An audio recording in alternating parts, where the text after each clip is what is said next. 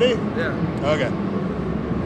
All right, this is Matt Smith with the Luthierist podcast. We are here with Nick with Prisma Guitars. Nick, how you doing? I'm good, how are you? Excellent, excellent. So, show us a little bit about what you guys got going this year. It's been really cool to watch the evolution of Prisma and the changes you guys have gone through in the last couple of years. And the guitars are just getting better and better every year. Yeah, I think so. This year I'm like most proud of everything. I think I finally have like, as far as like design aesthetics, like really dialed in on like small detail things that I find important. Sure. But this is basically the first time we're doing this shape. It's a new bass shape called the Corvina.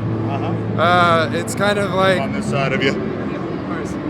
It's our version of like kind of Rickenbacker-esque shape. Like I just wanted something that was offset, sure, that wasn't like reminiscent of Rickenbacker or Fender, but like somehow paying homage to it at the same time. And it's hip shop hardware, bridge and tuners.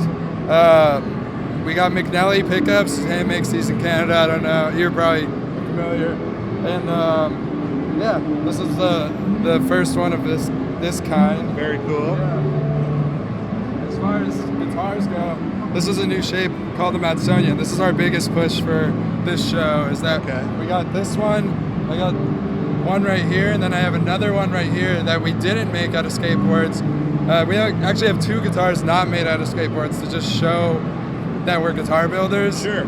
And we will make those for people as well. It's just the shapes are unique. We want to show people that, you know, you can be part of our brand and not skateboard. You can be part of our brand and skateboard, or you can whatever you want, man. Like, you know, it's no difference to us. We're guitar builders, and no matter what you're making out of. Yeah, there's no sacrifice to tone or build quality or anything, no matter what we're doing. Yeah. You know? So what's cool about, I'll run down the line here.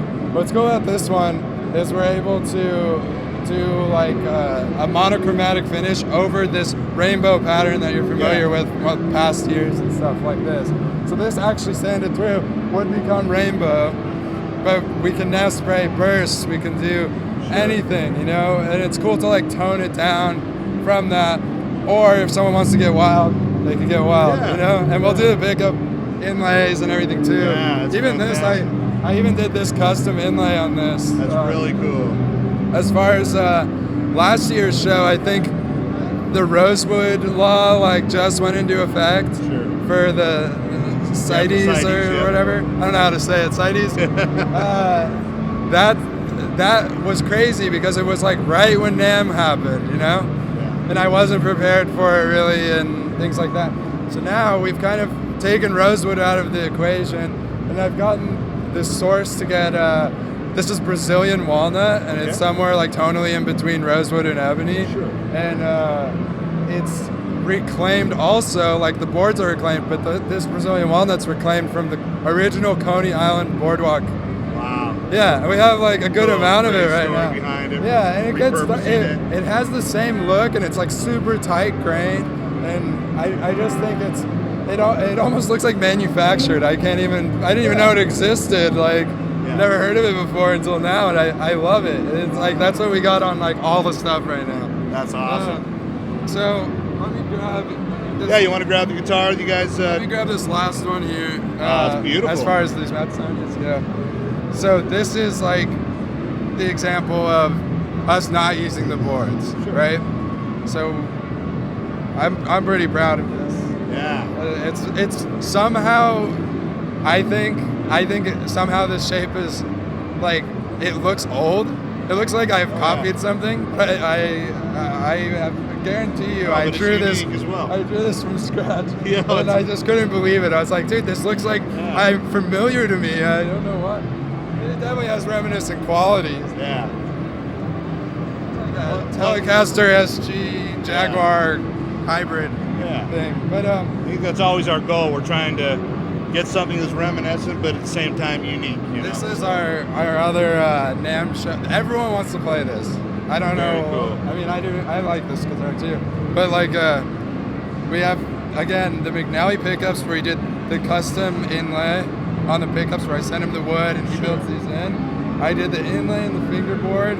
We have our custom branding triangle inlay in the headstock, matching headstock, mastery bridge. Emerson pots and cap. We have this Deco Boom custom pickguard and backplate.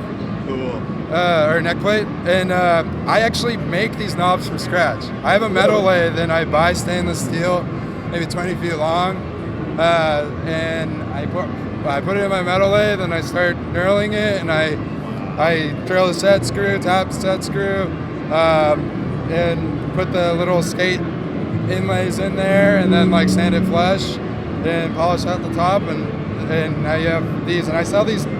This is all sold separately as well if people want to soup up their existing stuff. And we have a lot of pickup combos too that, you know, P90s, humbuckers, this like telly neck pickup thing, and we've done bass pickups. Tim is really good. Tim McNally is really good at kind of working with me and working with the customer in terms of really like dialing in sound and aesthetic look. So in terms of like what we're doing, like here, I think like pattern wise, it's like I'm really happy with like these crazy jigsaw patterns or like this tinted over pattern or tie-dye pattern that you've seen for like years or whatever. Yeah, we're doing the necks like out of skateboards and everything now, you know. Wow. This entire thing took 25 boards.